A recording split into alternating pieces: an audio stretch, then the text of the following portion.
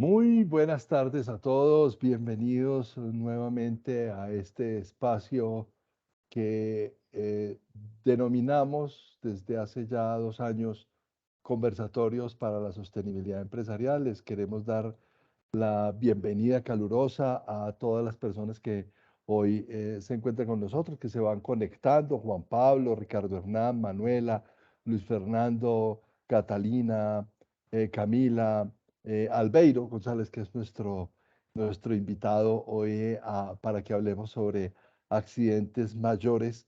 Recuerden que este espacio que hemos llamado Conversatorios para la Sostenibilidad Empresarial es un espacio de zona segura en el que hemos construido una comunidad de conocimiento para que hablemos sobre temas de gestión de riesgos, continuidad de negocio, gestión de crisis, gestión de oportunidades, pero que cada 8 días traemos a un invitado especial, conocedor profundo sobre una materia, y prohijamos empezamos una conversación en la que somos nosotros los hospedadores los anfitriones de este conversatorio, pero en realidad esto lo hacemos para que ustedes que tienen interés sobre el tema puedan conversar durante esta hora y media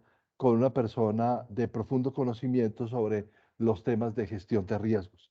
Y hoy específicamente quisimos hablar sobre accidentes mayores, porque a lo largo de la historia el ser humano ha desarrollado un instinto primitivo por mantenerse a salvo y protegerse a sí mismo. Ese instinto ha cobrado relevancia y desde los orígenes de la humanidad existe, pero está presente más, digamos que como una forma, una doctrina a partir de la revolución industrial del siglo XIX, donde se desarrollaron procesos químicos más complejos que representaban amenazas por sus actividades peligrosas. Si bien la seguridad de procesos nace a principios del siglo XIX con DuPont en su fábrica de explosivos, y que la idea de la seguridad de procesos está presente desde hace más de 200 años, su desarrollo e implementación no ha sido constante.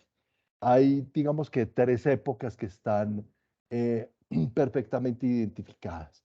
La primera de ellas está comprendida entre finales del siglo XIX y 1970, casi un siglo. La segunda época está entre 1970 y el cambio de milenio, y el último periodo que es del cambio de milenio hacia acá. En realidad, el primer periodo está muy ligado con los temas de las minas de carbón, la seguridad de los materiales, de los metales y de los no metales. La construcción en los Estados Unidos de una ley de seguridad para general, y en Gran Bretaña todo el tema de salud en minas de carbón y seguridad a partir de los desastres de Avellan en el norte de Gales, en Escocia, perdón, en Gran Bretaña, y que el segundo periodo está caracterizado por esa ocurrencia de algunos accidentes más impactantes y trágicos que han marcado ciertamente un punto de inflexión en la nueva legislación y en la generación de conocimiento, como podremos observar en lo que Albeiro nos va a compartir. El, digamos que el momento culmen de ese segundo periodo de, de la doctrina sobre accidentes mayores es el desastre de Bhopal en India, de quien seguramente Albeiro nos va a hablar más adelante. Y el tercer periodo corresponde a esa visión de la seguridad de procesos que ha traído el nuevo milenio. Asuntos o situaciones como las Torres Gemelas, pero también como desastres de la industria petroquímica, y todo esto que finalmente hace que los avances en generación de conocimiento y la rigurosa legislación empiece a aparecer en los distintos estados y no estamos eximios de eso en Colombia y en 2021 ya tenemos nuestra propia legislación sobre accidentes mayores. Eh, para hablar de este tema y luego de esta introducción, tenemos un invitado muy especial. Es un gran amigo de la casa, trabaja con nosotros desde hace mucho rato en temas de consultoría, en temas de docencia, es alumno, pero también profe de nuestro coach en gestión de riesgos y oportunidades. Es un gran amigo de la casa, un conocedor. Él es una cabeza brillante, ya lo ven, porque sabe mucho sobre el tema y es nada más y nada menos que Albeiro, Armando Albeiro González. A él no le gusta el Armando, entonces llámenlo Albeiro. Vamos a hablar con él sobre responsabilidad integral y accidentes mayores. Y como esta conversación es entre Diana Páez, Claudia Patricia, Catalina Vargas, Camilo, Manuela, Ricardo y los que están aquí hoy conectados con nuestro invitado, pues entonces les recordamos levantar la manito que está en el menú superior de su plataforma donde dice reacciones, cada vez que quieran intervenir. Aquí no es al final ni nada por el estilo. Aquí es estén o no de acuerdo con lo que diga nuestro invitado. También aquí se puede el disenso, es permitido el disenso, los aportes, las ideas, las preguntas. Y entonces, bienvenidos a esta conversación. Albeiro, bienvenido. Carlos, muchísimas gracias por esta invitación, muchísimas gracias también a las personas que están conectadas. Gracias por esa introducción, pues el video introductor es un video que ilustra bastante todo lo que vamos a conversar en este espacio. Y la idea es esa precisamente, conversar, no solamente pues hablar de experiencias, vamos a hablar un poquito del tema de lo que es el decreto 1534, ya se me olvidó, el No, decreto de accidentes mayores, el PEPAM, 1347, ya, me olvidó, el ya me olvidó, 1347. 1347. Bueno, Entonces, la idea es que hagamos un pequeño recorrido por ese 1347, que es la legislación que nació en Colombia en Colombia, el año pasado, y a través del vamos a hacer un pequeño recorrido frente a lo que debemos cumplir, qué falta por legislar, y derivado de eso, pues vamos a empezar a interactuar porque hay unos aspectos que todavía falta por establecer los criterios a través de los cuales se empiezan a medir todas estas historias, digámoslo así. Eh, perfecto. bien, para, para iniciar yo creo que vale la pena retomar lo que decías ahora frente al incidente que ocurrió en Bhopal, India. Eso fue en septiembre del 94. Fue una fuga de isocianato de metilo en una de las plantas de Union Carbide que generó una afectación a más de 25.000 personas. Se considera el desastre más grande de la industria química. Afectación Y fue directa, una, ¿no? sí, afectación directa, total, totalmente directa. Y se cree, o hasta hoy todavía como que no se ha podido establecer el número exacto de personas que resultaron afectadas o heridos que resultaron a través de esta afectación de fuga del isocianato de metilo. Se considera que hubo más de 500.000 personas afectadas en este tema de esa fuga. Ahora, el isocianato tiene una característica, es que el isocianato se calienta, al calentarse genera combustión, genera polimerización y adicionalmente pues es un gas tóxico. Entonces eso hace que el manejo de este producto sea bastante complejo y haga que este evento que ocurrió en la India derive un gran interés por la industria química. Voy a enlazar entonces un poquito lo que tiene que ver este tema del accidente de Bhopal frente a lo que es responsabilidad integral. Si me permiten, yo les voy a hacer una pequeña presentación de lo que Claro. hace referencia a este tema de responsabilidad integral para que todos estemos, digamos, un poquito compilados con lo que tiene que ver con eso. Entonces, Mientras tú pones la presentación, yo quiero ambientar a nuestros invitados.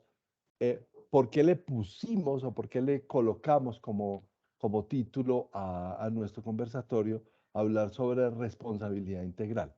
¿Cierto? Porque finalmente quien tiene quien conoce sus operaciones y sus procesos, sabe debería saber qué tan peligrosos son y qué tan vulnerable son los distintos grupos de interés frente a esos procesos. Y entonces eso implica que haya una responsabilidad integral que no solamente con su núcleo directo, sino que es una responsabilidad mucho más amplia.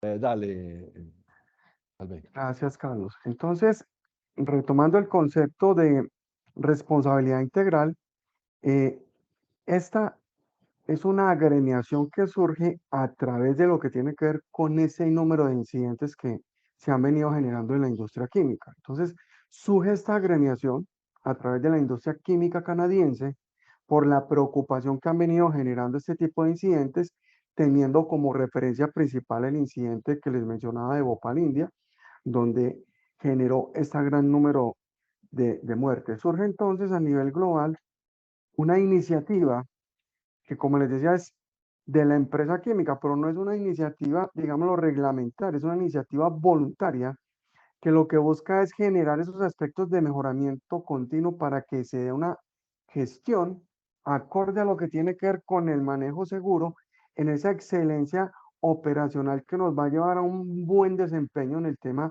de nuestra gestión ambiental. Involucra directamente lo que es seguridad de procesos y ahorita vamos a mirar un poquito ese tema y lo vamos a enmarcar en unos ejemplos relacionados con accidentes que han ocurrido en la industria química y también habla en el mejoramiento continuo de lo que es seguridad y salud en el trabajo. Entonces son tres aspectos fundamentales que hoy venimos contemplando dentro de lo que tiene que ver con la gestión de la industria. En Colombia, a raíz de lo que se origina en Canadá en 1984, surge también esta iniciativa para nosotros a través de ese compromiso a nivel mundial. Y aquí vemos entonces todo lo que están resaltado en verde es todos los países donde hoy en día tenemos ese proceso de responsabilidad integral involucrando a toda la industria química para generar todo lo que tiene que ver con esa gestión de mejoramiento y poder también generar esa sostenibilidad dentro de las compañías de manera responsable. Es así entonces como en Colombia, en 1994, surge esta iniciativa. En la industria química a nivel mundial, por ejemplo, en los países que veíamos ahora, Estados Unidos y Europa, hay unas agremiaciones que asocian toda la industria química. Resulta que en Colombia no tenemos una asociación, una agremiación directamente relacionada con la industria química. Entonces, a ese respecto, se unen entonces el Consejo Colombiano de Seguridad, Acoplásticos y la ANDI y adoptan esa metodología para ponerla a disposición de la industria química. Se empieza a hacer una gestión desde ese año, donde algunas compañías como DuPont, como Merck, como Bayer, son los referentes para que ese proceso se pueda empezar a implementar en Colombia y empieza una gran adhesión de compañías de industria química en Colombia a raíz del mejoramiento continuo y todo lo que tiene que ver con esta intervención frente al mejoramiento de los procesos de la industria. Basado en esto, entonces, se forman a través de ella tres líneas de trabajo principales. Una enfocada a la seguridad de procesos, que tiene que ver un enmarcamiento dentro de esos pilares que la seguridad de procesos como tiene tal establece. Entonces, manejo de sustancias químicas, procesos de mejoramiento en el conocimiento de la seguridad de procesos como tal, de la seguridad de la industria, de los planes de emergencias y contingencias, de las lecciones aprendidas que nos llevan a generar esas acciones de mejoramiento con base en el aprendizaje de otras industrias que han tenido incidentes mayores dentro de todo lo que tiene que ver con su comportamiento dentro de la gestión de seguridad. El segundo es la gestión de la seguridad en la cadena de suministro, es decir, desde que yo produzco el producto, lo proceso, lo transporto, llega hasta mi receptor de la carga y esos procesos de transformación como tal. Entonces, todo lo que es la cadena de suministro dentro de ese proceso de fabricación, transporte y recepción de los productos químicos están enmarcados en unos procedimientos y protocolos. De hecho, ya este proceso de responsabilidad en Colombia genera una herramienta para hacer una gestión y mejoramiento continuo que permita establecer a nivel de esa cadena de transporte, específicamente todo lo que es la generación de identificación de factores de riesgo y vulnerabilidad que pudieran generar una afectación a la comunidad, al medio ambiente o a las instalaciones y que la pone a disposición pues de las empresas que están adheridas al proceso. Y en tercer lugar tenemos la línea de gestión de riesgo asociada al uso de las sustancias químicas en todas las etapas del ciclo de vida. Entonces, ¿eso a qué nos lleva? A que encontramos tres elementos o tres líneas que nos permiten establecer una coyuntura entre cada una de ellas que se enmarca, como ustedes los ven aquí, dentro de todo lo que tiene que ver con esa estructura del mejoramiento continuo, de la estabilidad de la operación para generar un ciclo seguro en el manejo de todas las sustancias químicas que generan dentro del proceso productivo y hasta el consumidor final un manejo responsable al cual debe llegar toda la información de seguridad asociada con el manejo, la manipulación y el uso de ese producto como tal. Aquí vemos algunas de las empresas que hoy están afiliadas al proceso de responsabilidad integral en Colombia. Entonces tenemos Prince, Hover, AkzoNobel, Andercol, empresas del grupo Orbis, y Orbis, Bas Química, Carbocol, Carboquímica, Clarion, Color Química, Coteva, Dow Chemical, Yadra, Tecnoquímicas, Invesa, Brentan, Sika, Nalco Champion, Praxair, OMA, Stepan, Husman, y Sucroal, entre otros. Entonces, fíjense que aquí hay un grupo bien importante de empresas que desde el punto de vista responsable han querido manejar todos estos tres elementos para manejar todo lo que tiene que ver con ese mejoramiento continuo y sostenibilidad en el tema de manejo de sustancias químicas. Adicionalmente, también hay un grupo de empresas de transporte que se han afiliado al proceso no solamente para abrir mercados, sino de manera responsable hacer un proceso de transporte dentro de todo lo que tiene que ver las vías y el proceso de cargue, transporte y descargue en su receptor de materias primas dentro de todo lo que tiene que ver con ese proceso como tal. Entonces aquí tenemos empresas como Coltanques, BDP Internacional, Transportes TDM, Transportes Botero Soto, TC Logistics, Trasquiroga en la costa, Ambipar, que es un aliado estratégico que tiene responsabilidad integral también para la atención de emergencias en carretera, el grupo Distri y Transquim. Entonces, aquí vemos cómo ese proceso de responsabilidad integral enmarca a estas compañías para generar lo que tiene que ver ese mejoramiento continuo. No sé si hasta aquí tengamos alguna pregunta sobre lo que hemos venido manejando hasta acá. No, Albeiro, yo pienso que contar que existe responsabilidad integral como una iniciativa más que como una organización queda suficiente la ilustración y yo creo que es más importante para nosotros en este caso también como entender cómo integrar esa política de de protección o de atención a accidentes mayores a los planes de emergencia y contingencia o cuál es la incidencia de esos factores humanos y operacionales en los accidentes mayores. Yo creería que sobre la base de que el control de los procesos y sobre la base de esos tres núcleos que acabas de mencionar, en la iniciativa de responsabilidad integral vale la pena que como que desmenucemos cada uno de ellos y entremos como en materia de hablar sobre accidentes mayores. Ok, gracias, Carlos. Bien, entonces, cuando hablamos de injerencia y empezamos a analizar los accidentes mayores que han ocurrido, podemos llegar a una conclusión y es que la mayoría de ellos, si no Albeiro, casi tienes cien por que ciento, dejar de compartir tu pantalla para que podamos ponerte en primer plano. dame un momento, por favor. Ahora sí, Yo ya te puse en primer plano, pero no vas a poner en primer plano para todos. dame un momento, yo miro qué pasó acá. Ok, ya, ¿cierto? Ahora sí, ya, Ok, perfecto. listo, Entonces, ahora sí. cuando uno analiza los diferentes accidentes de gran proporción que se han venido generando en la industria, y ponemos algunos ejemplos como Piper Alpha en el Golfo, en el mar de Escocia, donde hubo un accidente de grandes proporciones que generó 167 personas muertas, 61 sobrevivientes, y se generó por una explosión que derrumbó completamente la plataforma. Entonces, cuando empezamos a analizar esa serie de eventos que se han venido generando allí, el 100%, casi de todos esos incidentes han sido por causas humanas. El que ocurrió en el Golfo de México el 20 de abril del 2010, que generó 5 millones de barriles derramados de petróleo crudo en el Golfo de México y se extendieron hasta Cuba y parte de la costa de los Estados Unidos, e incluido pues obviamente México, y tuvo una afectación de 84 días, o sea, es decir, 84 días generando petróleo desde la profundidad de la corteza del mar hacia el Golfo de México, generando eh, una afectación tan grande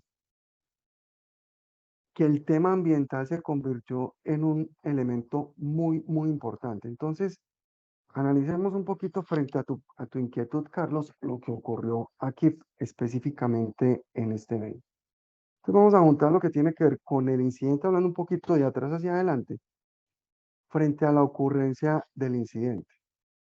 Resulta que esta plataforma era una de las más grandes que tenía en estos momentos eh, la BP.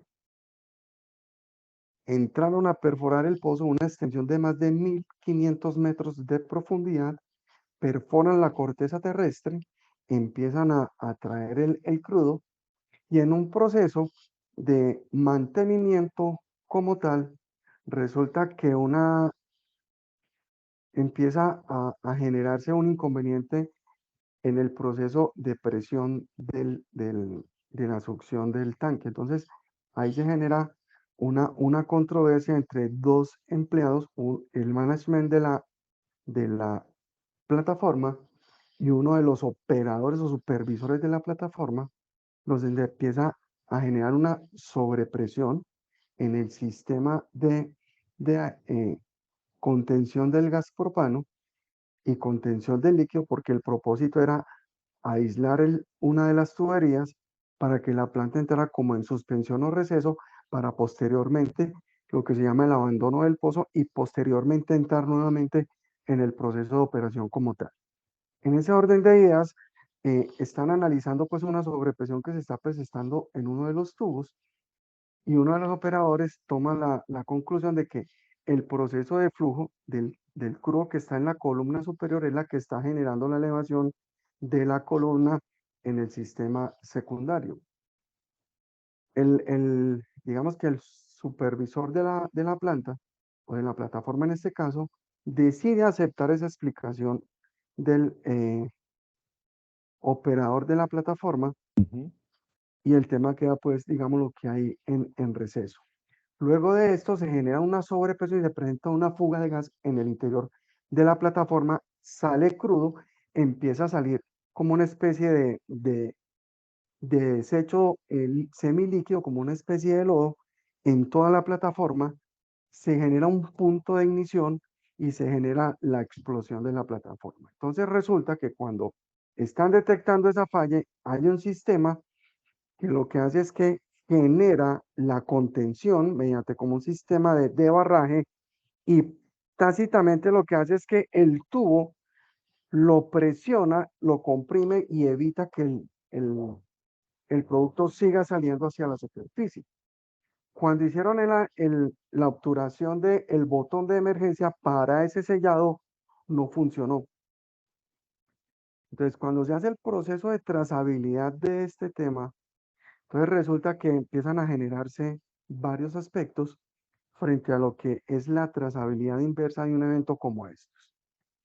Entonces resulta que al hacer el análisis, cuando se generó la decisión de tomar el sistema que generaba, ellos decidieron tomar el sistema que en un momento en otra plataforma funcionó, pero que también generó algunos errores. Entonces, digamos que primer punto. Segundo punto, para poder hacer el proceso de penetración del pozo, se manejan unos sistemas como de ¿cómo me explico? De sistemas de chequeo, que son unos dispositivos que se introducen al interior el, del sistema para poder garantizar que a medida que se va perforando, pues la ampliación y no hayan sedimentos y todo el sistema quede completamente limpio para poder hacer el proceso de succión y que cuando se hace, todo el sistema quede completo. Resulta que definieron que eran 36, pero al final no utilizaron 36 sino 2, es decir, bajaron a una tercera parte lo que tenía que ver con la seguridad en la operación del pozo. Entonces, cuando empezamos a ver este tipo de acontecimientos, digámoslo en serie, encontramos que son decisiones que se toman desde el punto de vista humano que no deberían generar ese tipo de incidentes. Entonces, cotejando la inquietud que me presentabas, entonces empezamos a mirar que son las decisiones del carácter, digamos, humano, lo que hace que en muchas ocasiones todos estos accidentes nos generen un incidente mayor, como el que ocurrió también aquí en, eh, en el Golfo de México. Vamos a acerquémonos un poquito al campo nuestro en Sudamérica. En Tacoa, Venezuela, el 16 de diciembre de 1982, en una estación termoeléctrica, también tuvimos un incidente muy grave que generó la afectación a 150 personas que fallecieron y a 20 bomberos que intervinieron en ese proceso. Esta era una termoeléctrica que se había implementado en Venezuela, en esa instalación de Tacoa, para generar 400 megavatios en 3 turbinas termoeléctricas para generar, pues obviamente, una mayor Claro. cobertura en la ciudad en Venezuela como tal.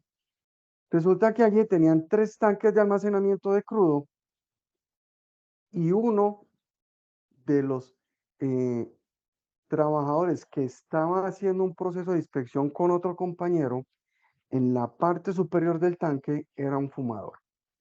Se atribuye que a través de esta Wow. acción, este señor generó la fuente de ignición para que se generara el primer evento allí. El otro, digamos, operador o operario alcanzó a volarse en el jeep que estaba cerca, pero resulta que ya teníamos el primer tanque incendiado. Ese tanque empezó a generar calor, radiación hacia un segundo tanque. Por el proceso de sedimentación y acumulación de agua en el inferior del tanque, se genera algo que se llama boilover, que es la expansión del vapor en el interior del tanque, que nos lo elevan 1700 veces por litro o por galón. Es decir, si yo tengo un galón de agua en el fondo del tanque, se me va a expandir 1700 veces. Eso hizo que se generara el Una boilover explosión. y generara una afectación a 400 metros a la redonda. Entonces, los accidentes mayores, nosotros los enlazamos con factores humanos. Sin embargo, en los procesos de generación de los elementos de seguridad intrínsecos a todo lo que tiene que ver con los procesos, todo debe partir de un análisis de riesgos. Entonces, hay diferentes metodologías. ¿Cuál es la más apropiada desde mi punto de vista para generar un proceso seguro dentro de una instalación importante o de una instalación clasificada como generadora de un potencial accidente mayor?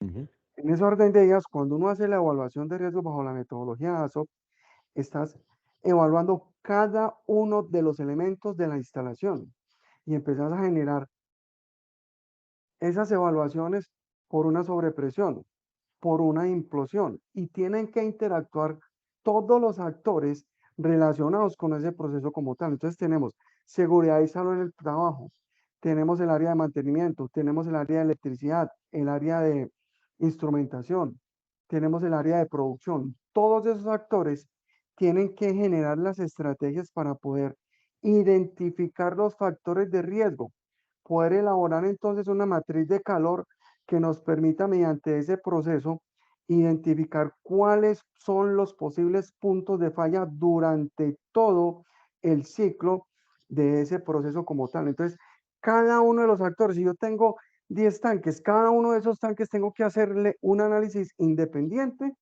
desde el primer elemento hasta el último elemento y ahí empezar a identificar dónde tenemos que hacer los procesos de control en todo lo que tiene que ver con esa instalación. Y te voy a poner un ejemplo. Cuando hacemos un análisis en una instalación que maneje gas propano, el gas propano tiene un comportamiento muy, digámoslo, muy particular cuando yo lo manejo en fase líquida y cuando lo manejo en fase gaseosa. Gaseosa. En fase de vapor se utiliza, por ejemplo, para lo que tiene que ver con los procesos de cocción o procesos en caliente. También nos sirve para alimentar, por ejemplo, una caldera. Pero también se utiliza en fase líquida para procesos de inyección, por ejemplo, en la Plástico. inyección del propelente para los aerosoles. Aerosoles, sí, Entonces, también. exacto, entonces lo manejamos como propelente para los aerosoles. Entonces ahí tenemos una gran cantidad de elementos. La espuma de afeitar ya un propelente, solo que maneja una característica del gas propano cuando se utiliza para los productos de uso, digamos, doméstico, esos no llevan un gas propano que contenga mercaptano, sino que llevan un gas como el A46 o el A70 que tiene unas características diferentes en presión y tampoco tiene olor. Y tenemos el gas propano que se utiliza, por ejemplo, para las pinturas en aerosol. Llevándolo entonces a un sistema de aerosoles como tal, en cada uno de los tramos de la tubería, si es tubería de vapor o si es tubería líquida, yo tengo que tener unos elementos de protección. Cada 5 metros debo instalar unas válvulas de venteo que me permitan aliviar la presión cuando ésta supera los 175 psi.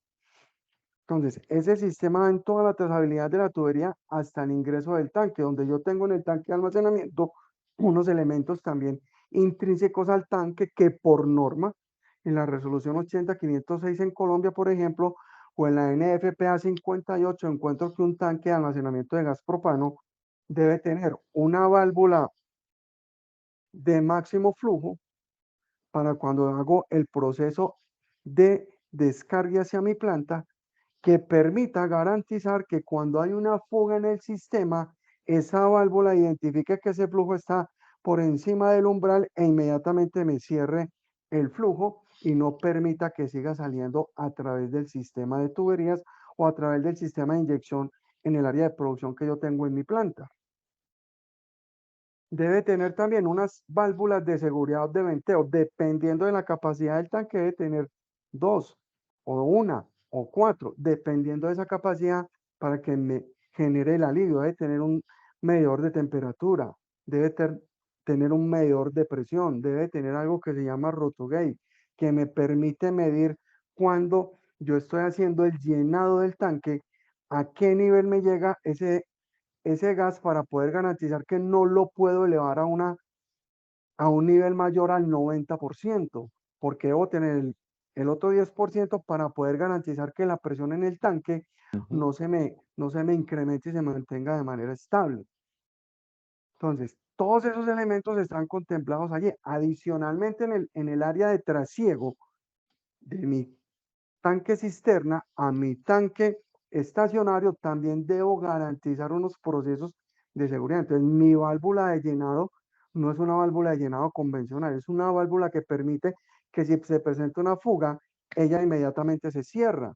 Debe tener una válvula de venteo, debe tener otra válvula de seguridad adicional, que incluso puede ser manual para garantizar que si yo tengo el sistema automático y no me funciona, pues tengo el sistema manual y también lo puedo operar para que si tengo un incidente, en este caso en el proceso de descargue, también lo pueda controlar.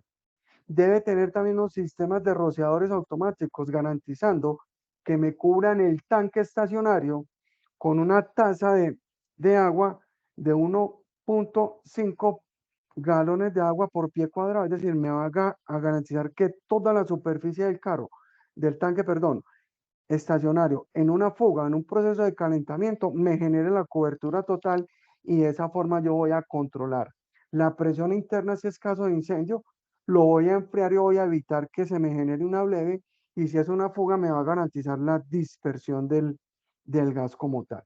Albeiro, Para, en términos técnicos, porque esto pues es ciencia cuántica para muchas personas y del común de los mortales, que muchas veces nos conectamos a conversatorios, pues esto parece, habrá que buscar un técnico que nos hable sobre eso. Yo sé que tú te apasionas en el tema y que puedes darnos toda una cátedra alrededor de cuáles serían las condiciones mínimas técnicas básicas aceptables para que una instalación industrial sea segura y que esas instalaciones, ¿cómo es que se llama? Dice la norma, son instalaciones intrínsecamente seguras. Para el tema del gas, intrínsecamente por seguras. ejemplo, son áreas clasificadas.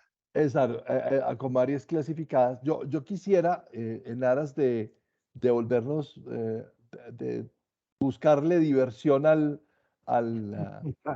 buscarle diversión a lo que estamos viendo, voy a poner un video de los que ya te compartimos en esta preparación.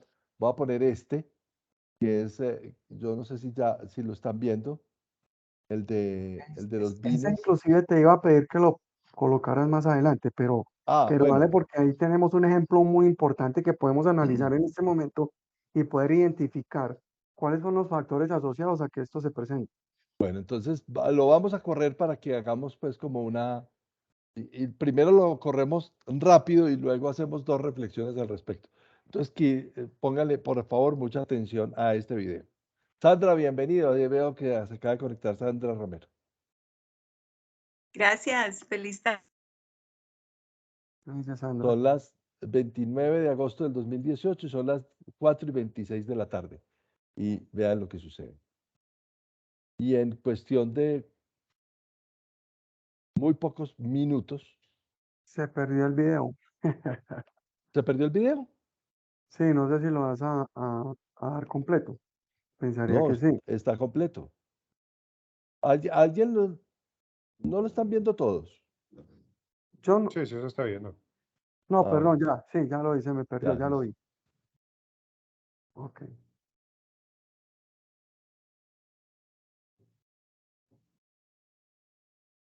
Ahí va un minuto.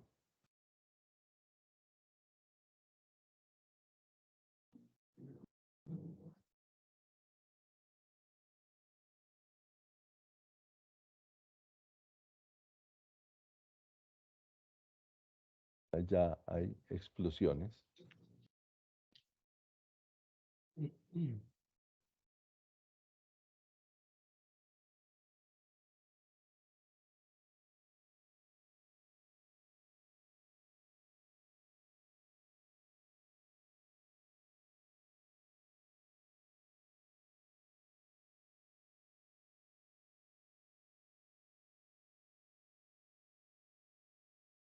Esto no hay que ponerle música, pues, porque es tan dramática las imágenes que no vale la pena ni ponerle música a esto tan triste, pues.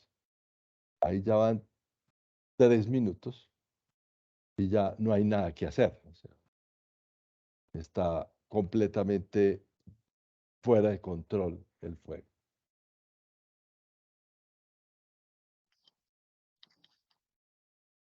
Viene otra explosión y entonces ya, pues, yo podría tener una muy buena cámara de circuito cerrado de televisión, indiscutiblemente, pero me sirvió para registrar cómo me quedaba cómo nos quedábamos sin empresa. Muy bien. Yo me voy a permitir, para poder hacer como la pregunta que quiero hacerte, eh, no, perdón.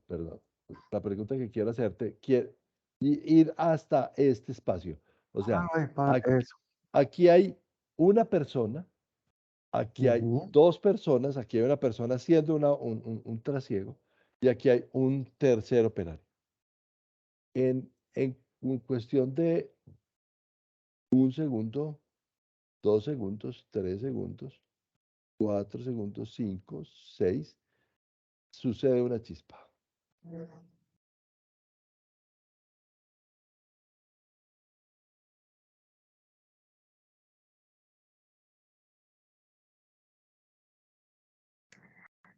Devolverlo un poquito, Carlos, después de la chispa. Ese destello, Este. ese Ahora, destello, no sé si es destello de la cámara, pero uno podría pensar que lo que pasó ahí es que los vapores acumulados en todo el recinto entraron en combustión sí, claro, simultáneamente. claro, no, no es la cámara, son los vapores que llegan. Exactamente. Volvamos otra vez. Es que es dramático, o sea, esto es un video maravilloso para ilustrar este tema que hoy nos está ocupando y es, miren esta situación, aquí una persona indiscutiblemente queda lesionada, no, no sabemos si muerto, yo creería que una Ahí explosión de sale esas corriendo, inclusive ahí sale no sobrevive corriendo. tan fácil, pero él sale ahí corriendo, Ajá. no sé si lo ven, pero ya no hay nada que hacer, ¿cierto? Ahora, miren cómo vienen los equipos a hacer la intervención, ahí se ve pues claramente que están tratando de contener el conato, pero pues ya no hay nada que hacer, no hay nada que hacer. Quiero entonces, sobre esa base, Albeiro, hacerte una pregunta. Sí, Y una pregunta que es, bueno, ok, todas nuestras organizaciones tienen planes de emergencia y contingencia, nos preciamos de hacer toda una planificación alrededor de eso y todo, pero es que hay cosas que y lo veíamos, lo hemos visto en muchos encuentros académicos que hemos tenido en las últimas 3 semanas, que siempre pregunto yo en esos escenarios, ¿cuál es la principal causa de los riesgos? Y siempre viene una constante, el desconocimiento y el descuido. Desconocimiento y descuido y plan de emergencias y contingencias son como antagónicos. Hablemos de eso. cuando hablamos de desconocimiento, yo no lo vería tanto como desconocimiento, Carlos, sino que es más bien la desestimación del riesgo. Ujú. Y la desestimación del riesgo lo hemos explicado aquí en este, en este video. Entonces, cuando yo estoy haciendo la evaluación de mi plan de emergencias y contingencias, porque son dos cosas, ¿qué es plan de Son dos emergencias? cosas distintas. Sí. Todo lo relacionado con lo que tenemos acá. ¿Qué es contingencia? Cuando sobrepasa mi barrera de compañía, ¿cierto? Si nos enfocamos aquí en el tema de plan de emergencias, uno claramente ve mm, que no es solamente plan de emergencias como tal, sino también es el tema de seguridad del proceso. Ujú. Cuando hablo del plan de emergencia, esto yo tengo que tener contemplado en mi análisis de vulnerabilidad, en mi análisis de riesgos, que esta es una de las zonas con mayor vulnerabilidad. ¿Por qué?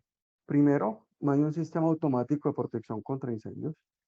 Segundo, no tengo un sistema de almacenamiento de líquidos inflamables de esa proporción. Tenemos almacenamiento en IBCs, y ya vemos lo que pasa con los IBCs que son plásticos.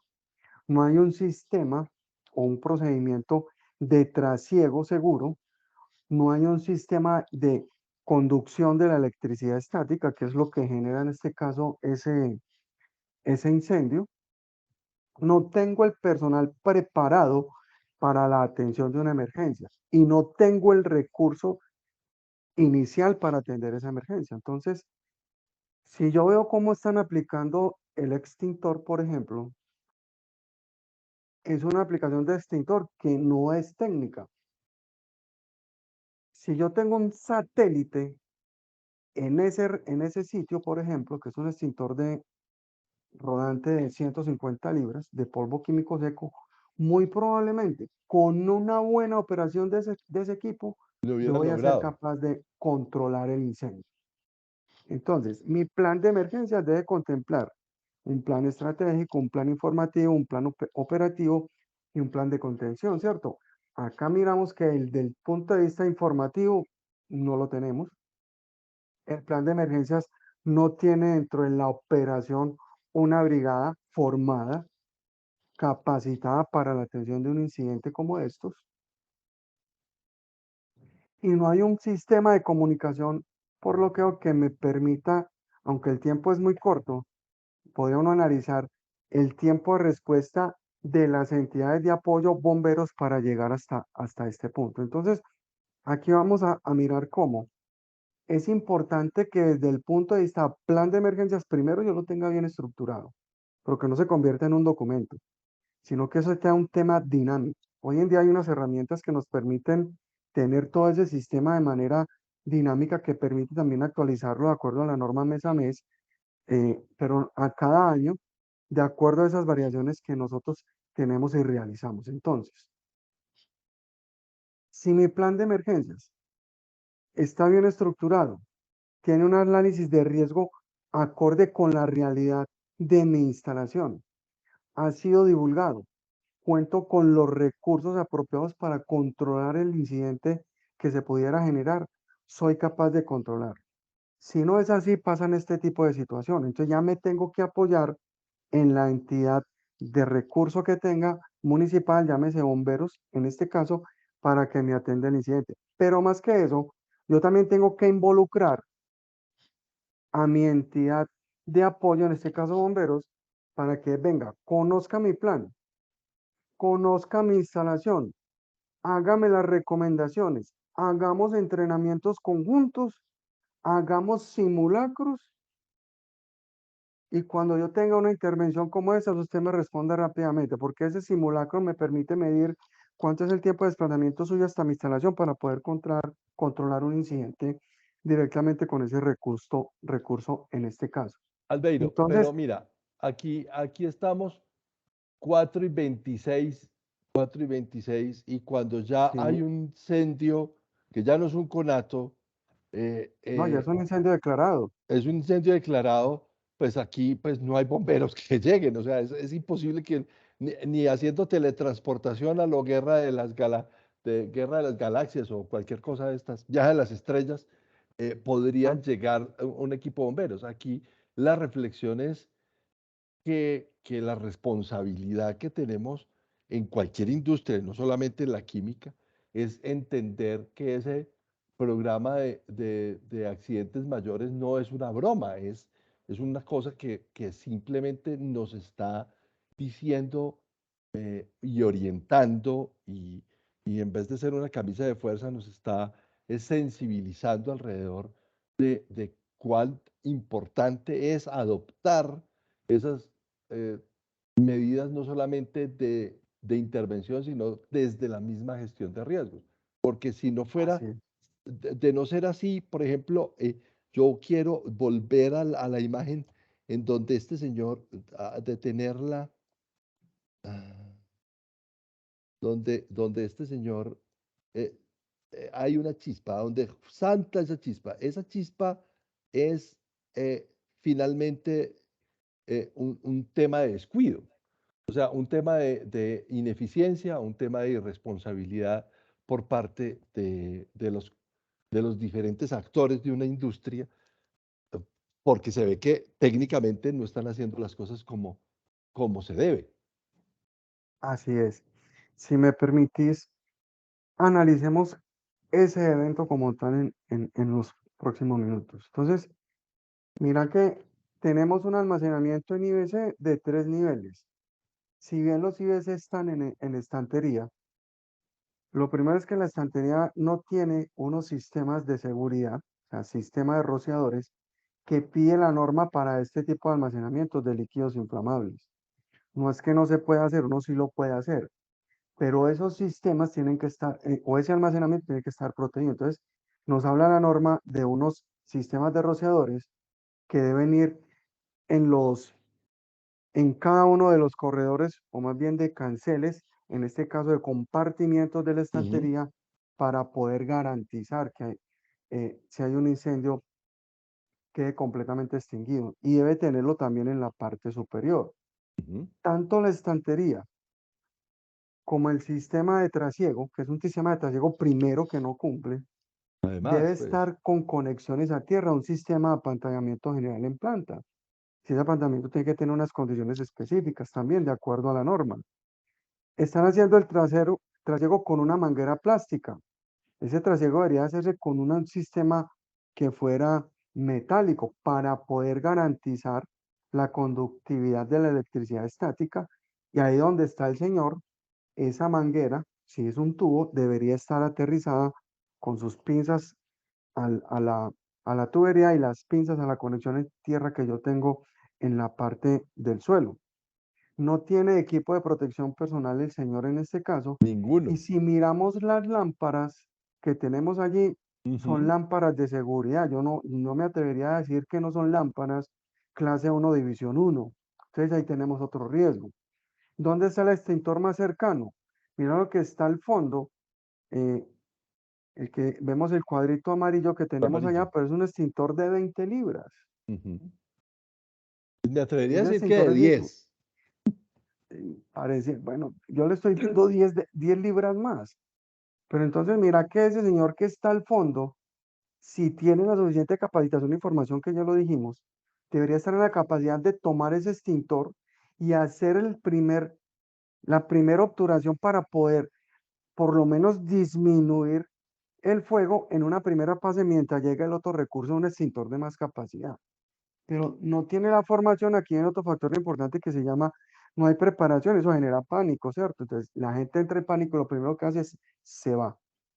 Y vemos que tampoco hay un sistema de alarma ubicado en el sitio, no veo detectores de humo, por ejemplo, no veo pulsadores de emergencia, tampoco los veo por lo menos en esa foto que tenemos allí. Tampoco tiene un sistema de recolección para derrames, aunque aquí en la parte de abajo se ve como si fueran unas tapas. Entonces Sí. no sé si esas tapas pudieran ser el recolector para un posible derrame.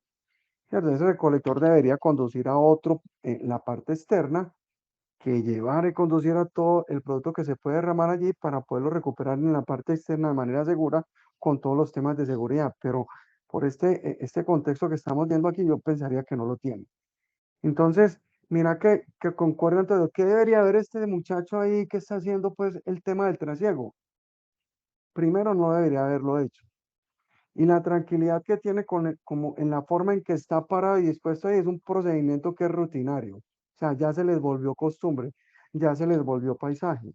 Y eso es lo que hace que se generen este tipo de accidentes. Entonces, mira que aquí se conjugan dos cosas. Primero, hablamos ahorita de seguridad de procesos. Todo lo que acabamos de describir tiene que ver con el tema de seguridad de procesos relacionado específicamente con una actividad puntual que es el trasiego de líquidos inflamables de un recipiente a otro.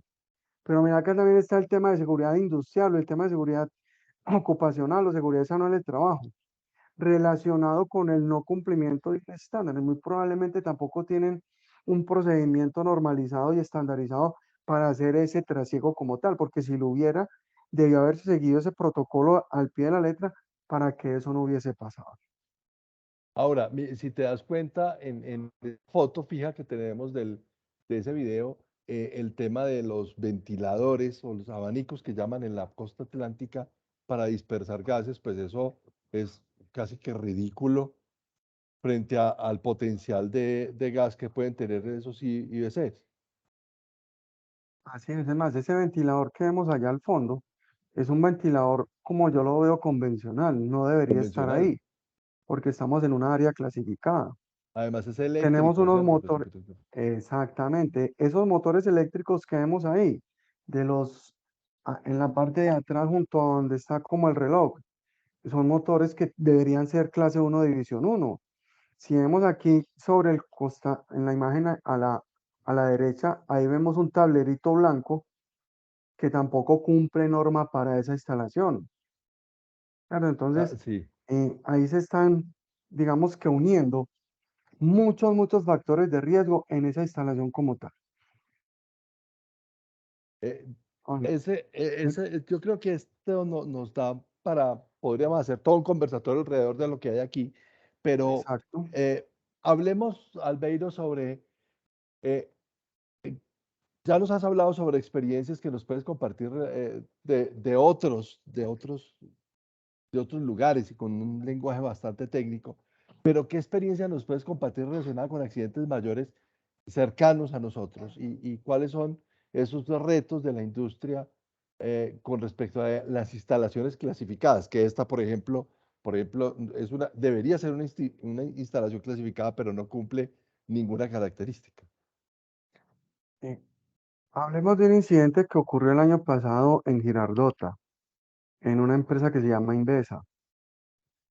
Allí ese incidente se presentó por un mal procedimiento en un proceso de soldadura, es decir, una tarea de alto riesgo para esa instalación. Se genera una chispa, allí mueren dos contratistas y una persona de la compañía y se genera una afectación grave.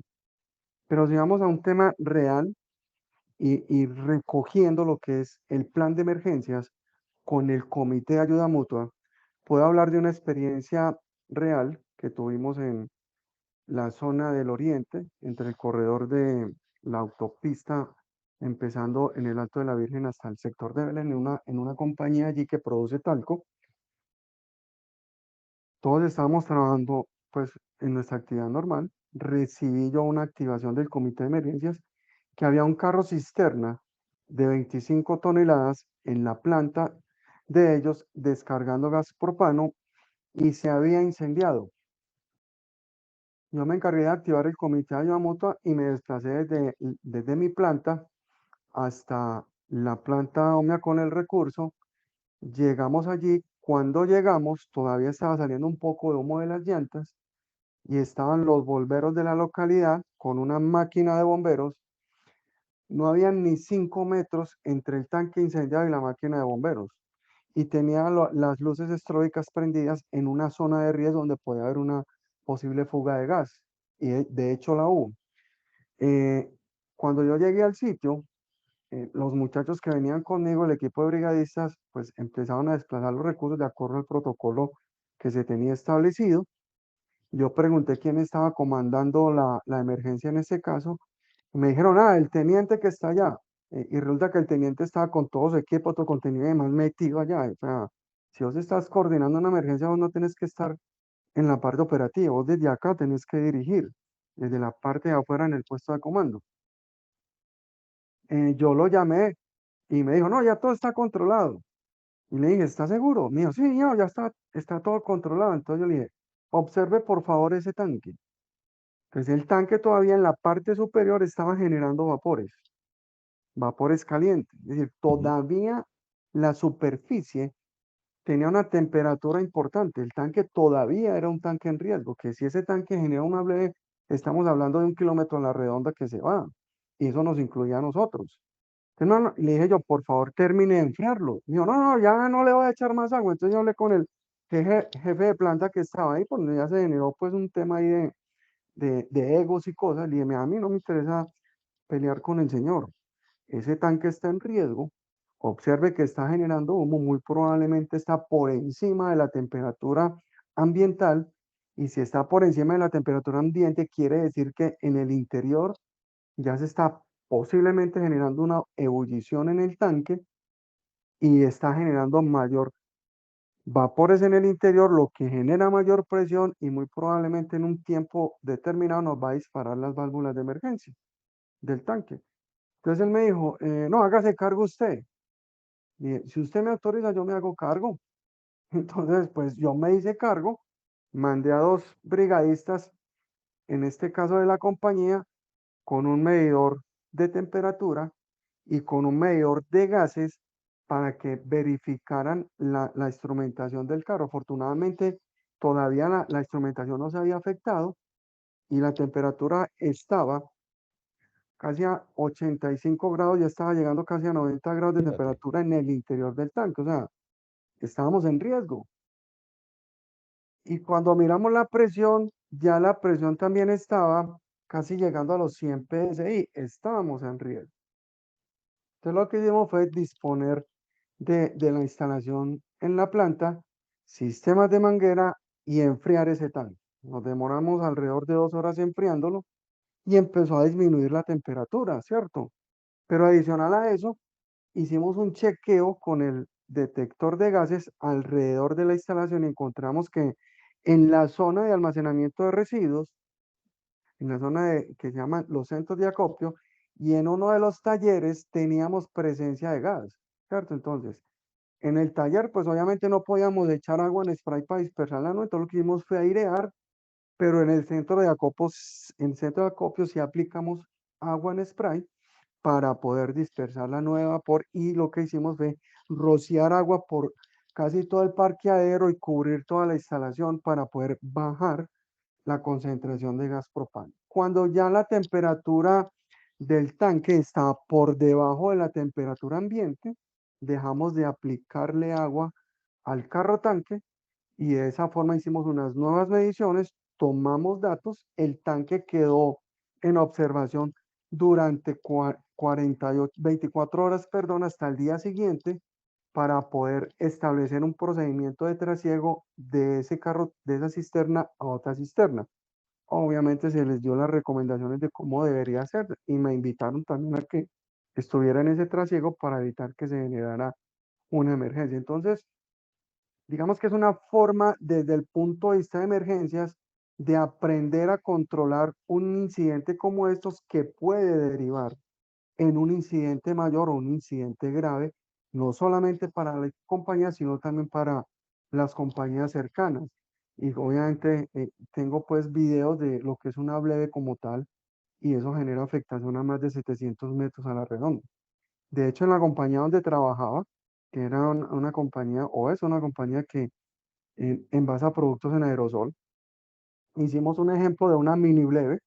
Entonces diseñamos una canastilla en acero, colocamos el aerosol allí, prendimos fuego en un establecimiento que teníamos allí, diseñado para las prácticas de la brigada, prendimos, colocamos allí la canastilla con el aerosol en el interior y créame que la bleve se extendió de un aerosol más de 5 metros.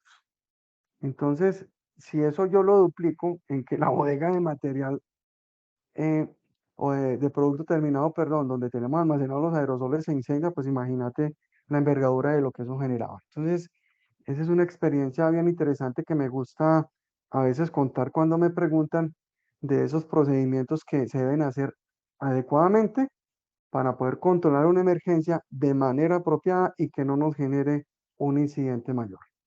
Con esta nueva legislación que hay en Colombia, pues y en este conversatorio lo ven en diferido en otros países también, pero que de todos modos los accidentes mayores no tienen fronteras nacionales, Sí. eh, suceden en cualquier parte del mundo. ¿Cuáles son los retos que debe asumir la industria con respecto a esas instalaciones clasificadas?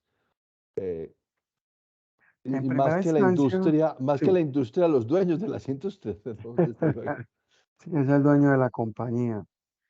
Carlos, en primera instancia, la norma nos dice que hay que hacer una evaluación de acuerdo a una tabla que tiene con unos umbrales en cantidades. Entonces, esta tabla está listada con el nombre de las sustancias y unas cantidades umbral a través de las cuales uno hace el análisis y si estás en ese umbral o por encima de ese umbral, ya tienes una instalación clasificada. También nos dice que si no estás en el umbral, pero tenés materiales o sustancias peligrosas en tu compañía, debes hacer una sumatoria, compararla con el umbral y si te da por encima de uno, debes empezar a tratar la empresa como una instalación que puede ser generadora de materiales peligrosos. Si me permites, yo proyecto una diapositiva que nos Bien, ilustra un poquito lo que es el tema del contenido de esa norma. Son 12 punticos que rápidamente lo podemos vale.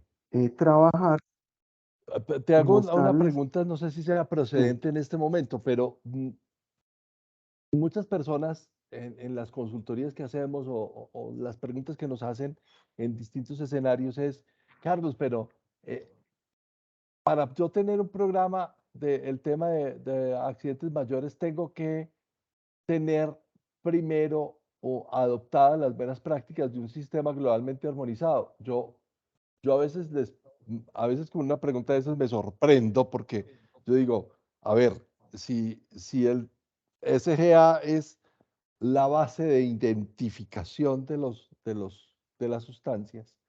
Eh, mm, ¿Cómo me hacen esas preguntas? Pero la gente tiende a confundir ese tema, ¿cierto? Desde ahí, lo Sí. uno es óbice para que lo otro, o sea, yo no puedo tener un programa de PEPAM si no tengo un sistema globalmente armonizado, o esa es la primera base para poder llegar al PEPAM.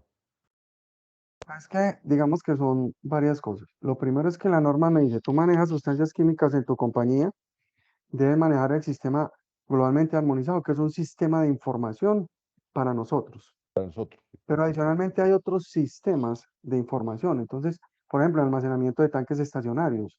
Se Ujú, utiliza la norma 704 de la NFPA y se utilizan los rombos de Naciones Unidas, que es una clasificación de los 9 rombos.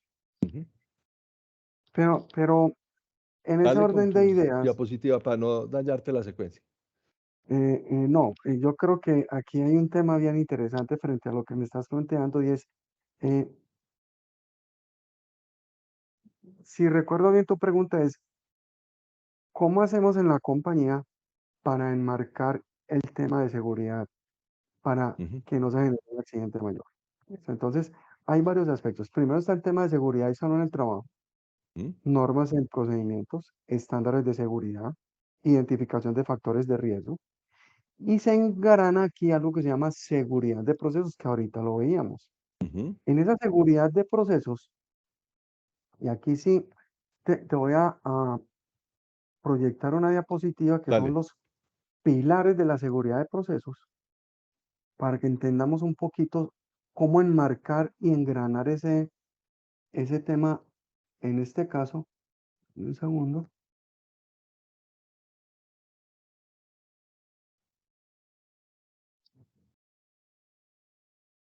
Todavía no lo estás compartiendo. Oh, bueno, ya, ya, ahí sí. Sí, ok, Sí, ahí sí, ya. perdón. Tenemos Complejo, entonces un, complejo. un Muy tema de complejo. seguridad Ya, de ya procesos. vi demasiados histogramas ahí, allá. Dale. Pero entonces miremos solo la base, ¿cierto? La base nos dice, debe haber un compromiso en seguridad de procesos. Sí, ¿quién toma esa decisión? La compañía. Pero eso se tiene que trabajar para que podamos tener una cultura en seguridad de procesos y que esa cultura se extienda a todos los entes de la organización, ¿cierto? Y te pongo un ejemplo. Hay que divulgárselo a todos los grupos de interés, sí. Hay que cumplir los estándares, sí. Y un ejemplo de eso es, por ejemplo, por tener un punto específico, es el personal de mantenimiento. Es muy reacio a cumplir estándares, pero una mala maniobra de mantenimiento Uh, te deriva en un incidente grande, claro. ¿cierto? ¿Qué tenemos que hacer en segunda instancia? El entendimiento de los peligros y riesgos. Entonces me habla gestión del conocimiento, eso que conocer el proceso. ¿Cuáles son los riesgos asociados al proceso? ¿Cómo identifico esos riesgos en el proceso? Y más adelante nos dice gestión del riesgo. Listo. Entonces, ¿cuáles son esos procedimientos operativos normalizados que yo debo tener para poder engranar esas prácticas de trabajo seguro, como veíamos en el videito que generó el incendio? ¿Y cómo le hago un programa de integridad a todos los activos? Entonces, aquí vienen mis barreras de protección. Voy a poner un ejemplo. Yo tengo un tanque de almacenamiento de combustibles. Ese tanque de almacenamiento de combustibles tiene que tener un dique de contención que sea capaz de contener el 100% del producto más el 10% para garantizar que si hay una fuga, él me quedó contenido ahí. Debe tener un sistema de enfriamiento alrededor de flautas que permitan enfriar todo el contorno, la superficie del tanque en la parte externa, un sistema de aplicación de espuma. Debe tener un dique de contención, adicionalmente un dique remoto para recuperar el producto, para no extenderme mucho acá, ¿cierto? Entonces ya tenemos el proceso de integridad en un almacenamiento de tanque.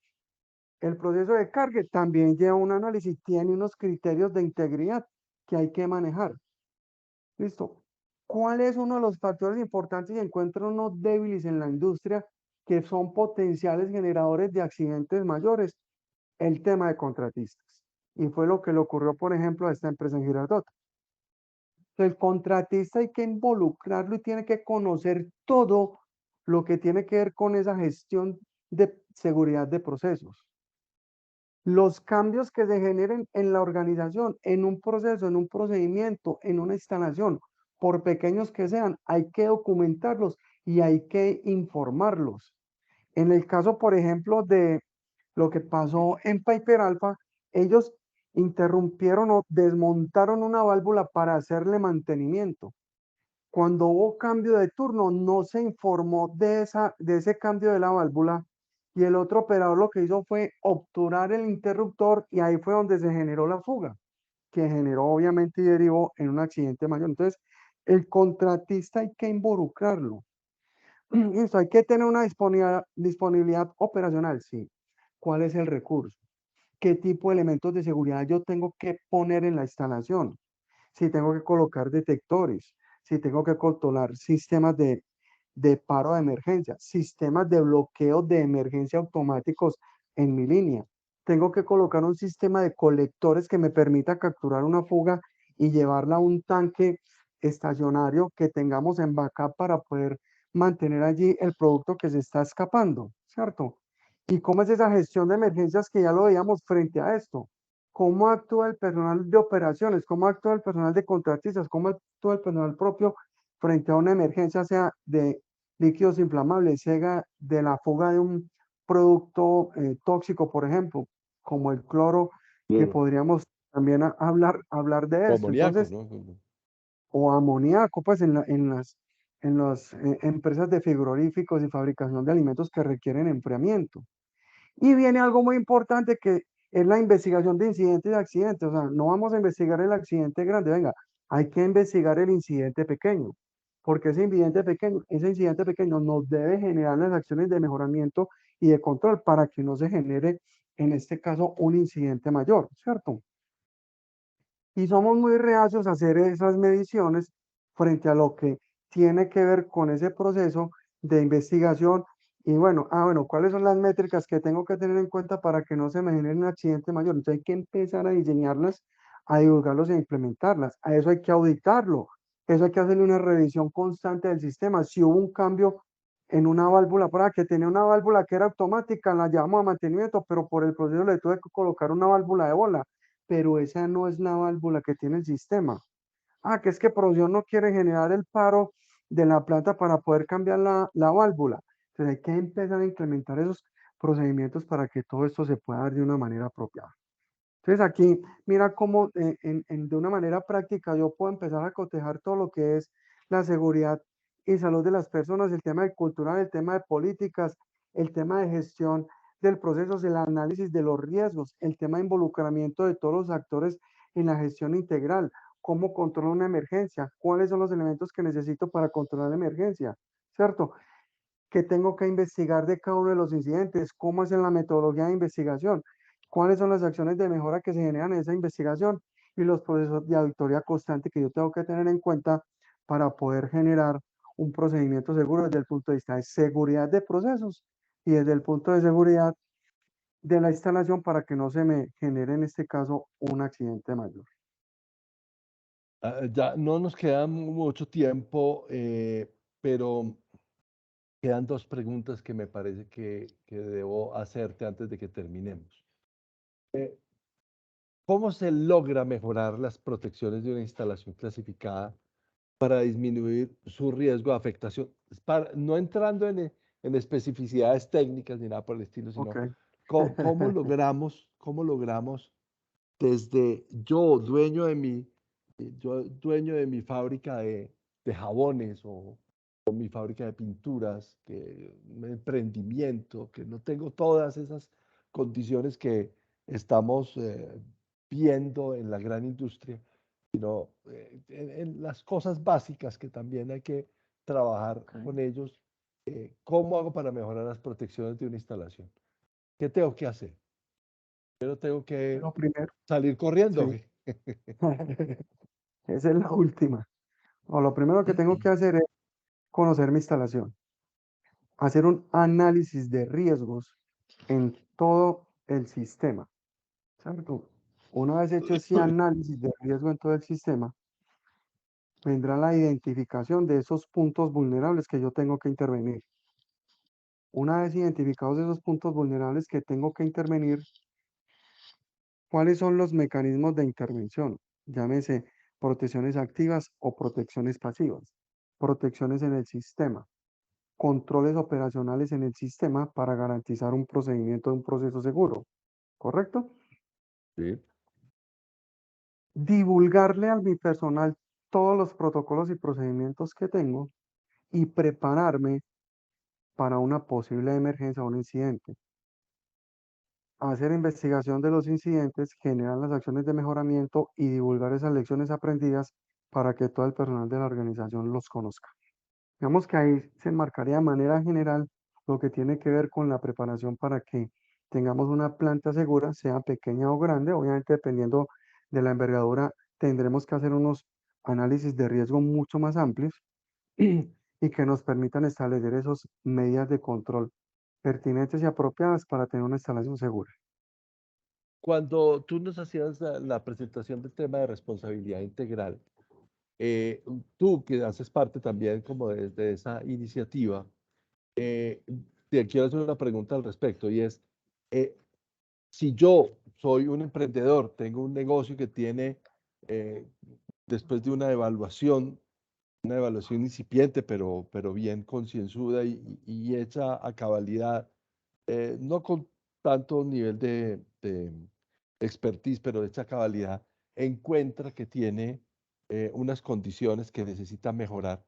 ¿Cómo puede acceder a, a los servicios o a las especificaciones o al conocimiento de esos estándares y a través de responsabilidad integral? Es fácil poder comunicarse, hay no sé, un reservorio de material, una biblioteca, ¿cómo se maneja eso? Sí, Carlos, en la página pues de responsabilidad integral, www.responsabilidadintegral.org.co, ahí podemos encontrar una serie de documentos que nos pueden servir de referencia para hacer alguna consulta.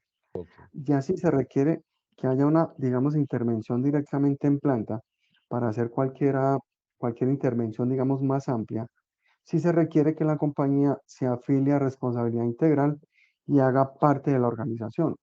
Entonces ya se empieza a desplegar todo lo que tiene que ver con el acompañamiento, con las directrices que se deben cumplir y con las responsabilidades de ambas partes para poder entrar a analizar e interactuar directamente con ellos en todos esos tres elementos o tres líneas que ya tiene definidos responsabilidad integral. Realmente ya se le entregará todos los insumos que requiera para ello. Te pongo un ejemplo que tuvimos hace 15 días, tuvimos un simulacro acá en Medellín, simulamos inclusive una figura, una fuga de isocianato de metilo en una de las compañías de responsabilidad integral e hicimos un ejercicio bien chévere donde hubo participación de brigadistas de todo el país y eso hace que se generen vínculos, se genere conocimiento, se genere experticia y obviamente se genere todo lo que tiene que ver con el aprendizaje derivado de ese tipo de ejercicios. Entonces, para eso sí se requiere pues estar afiliados a responsabilidad integral. perfecto. Yo quiero dejar como reflexión ya para finalizar este conversatorio un video de cierre. Yo creo que el desastre, el accidente mayor, ya que excedió lo de Bhopal, discutiblemente, que es la explosión que hubo el año anterior, ¿no?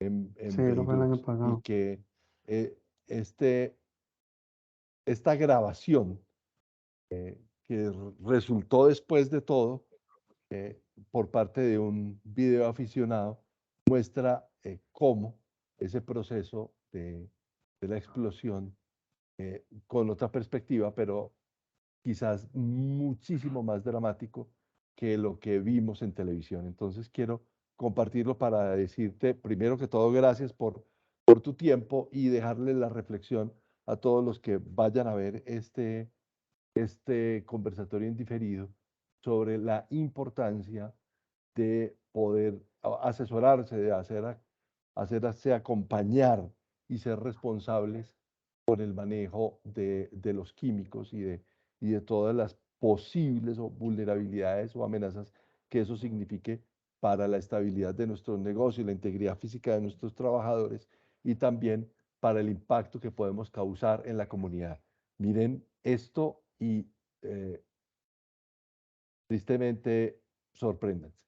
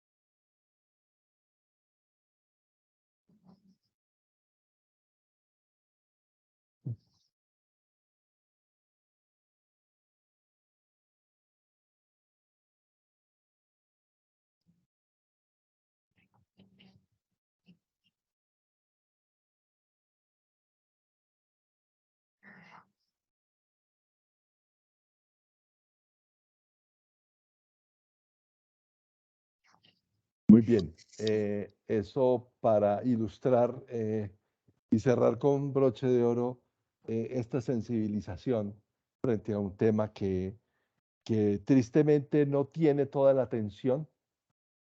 A veces nos parece que es como demasiado elevado para nuestro conocimiento, pero este tipo de conversatorios lo que hacen es precisamente sensibilizar alrededor de la necesidad que tenemos y la responsabilidad que tenemos entre todos los que trabajamos en la cadena del riesgo y que nos comprometimos en algún momento con nuestra vida en sensibilizar a los demás alrededor de esto, que esto no es un asunto de solo cumplimiento legal. Es más serio de lo que pensamos, porque nuestro compromiso no es solamente con la protección de nuestra instalación, sino con todo lo que implica para la comunidad que nos rodea. Muchísimas Así gracias, es. Albeiro. ¿Quieres hacer el No, muchas cierre? gracias a Y ustedes. ya nos cerramos.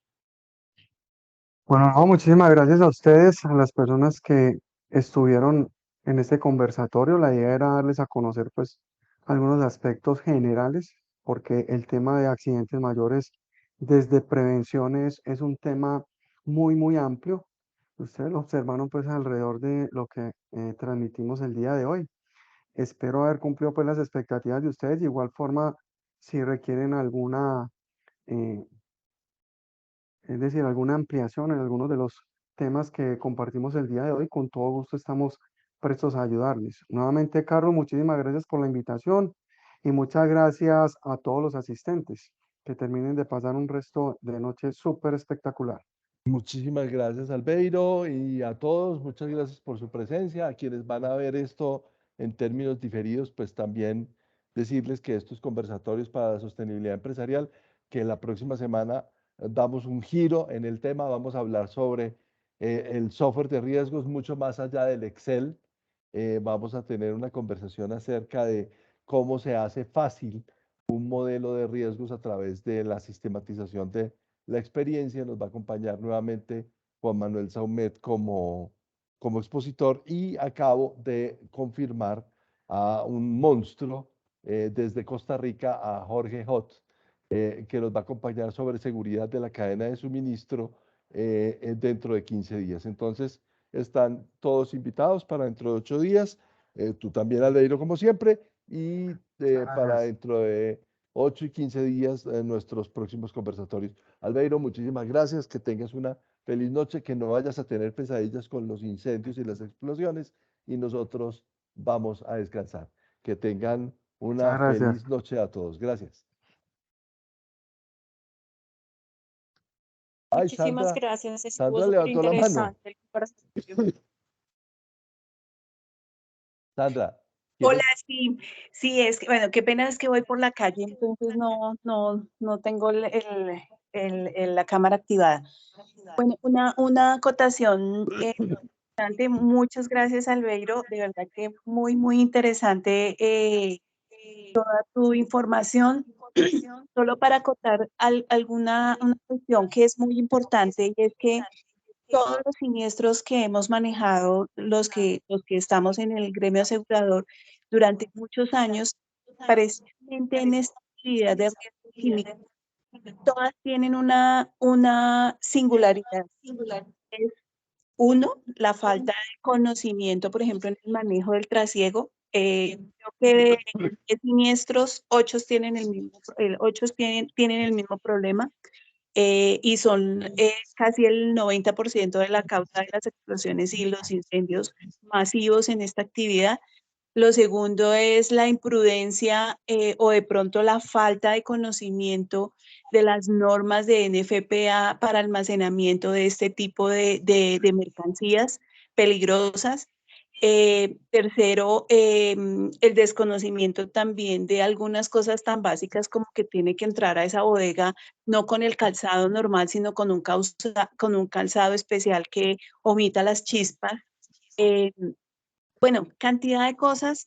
Y el último siniestro que vimos, que fue bastante grave, fue unas bodegas aquí cerca saliendo por la 80 antes de llegar a Siberia. Ah, Y fue exactamente de esa actividad, un trasiego de una bodega que tenía pinturas, o sea, almacenamiento de pinturas, un trasiego tal cual el primer video, exactamente lo mismo.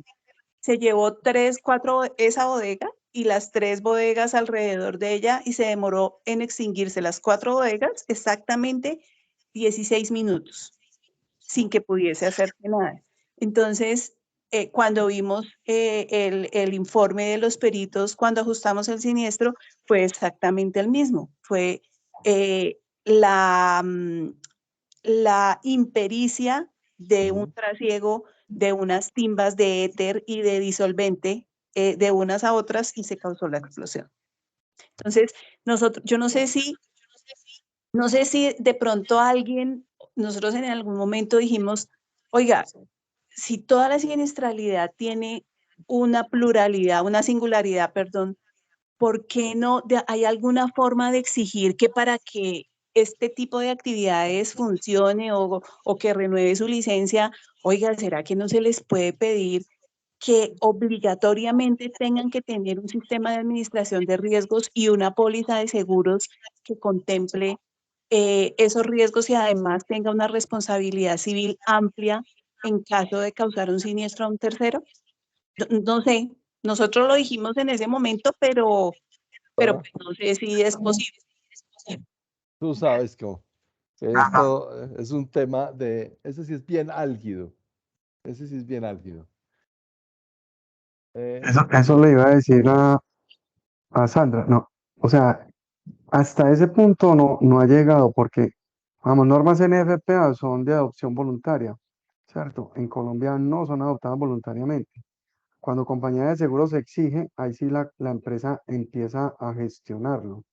Pero tristemente muchas veces lo que pasa es que después de que pasa algo es que empiezan a realizar las tareas que debían realizar. Y me parece que sí hace falta una legislación. Mira, por ejemplo, el decreto eh, 1357 del PEPAM, 54, perdón, lo que hace es que en teoría regulan, pero hay muchas cosas que todavía faltan por regular, ¿cierto? Todavía que el ministerio establecerá los procedimientos, establecerá los protocolos, establecerá los procesos de análisis de riesgo, o sea, regulamos y todavía no somos claros en algunos aspectos para que las empresas lleguen a cumplirlo realmente como lo deben cumplir. Y también ahí hay una deficiencia bastante importante. Es verdad. Sí. Bueno, no les quitamos, no nos vamos a trasnochar hoy con las explosiones y los incendios, pero sí tienes toda la razón, Sandra. Yo creo que nuestra labor está en seguir llevando el evangelio, de concientizar que toda la base de esto es primero hacer gestión de riesgos y luego hacer tratamiento y finalmente llegar a poder decirle a una compañía de seguros, mire, cúbrame este exceso o esta falta de cobertura porque yo ya hice conscientemente todo lo que mejor se puede hacer para cubrir mi riesgo. Pero ese lastimosamente no es el lenguaje del día a día entre los empresarios y tristemente eso finalmente afecta a una compañía de seguros no va a comprar un riesgo que finalmente no está bien administrado. Entonces, ahí pueden haber muchas legislaciones y muchas normatividades y muchas renovaciones de licencia, pero nuestro problema es de conciencia y de ética frente a esa situación. Y ahí volvemos al tema. Pero nuestro problema es ética empresarial. Que también, Así de eso es. también hemos hablado mucho en estos conversatorios. Gracias, Sandra, por tu comentario. Gracias, Albeiro. Ahora sí, feliz noche. Y ya saben, esta grabación la van a encontrar en el blog de Zona Segura. Y los invitamos para que nos veamos dentro de 8 días. Una feliz noche a todos y que descansen. Gracias, No, Albeiro. realmente para Gracias. vos y para todos, muy amables. Una feliz noche. De tener la grabación.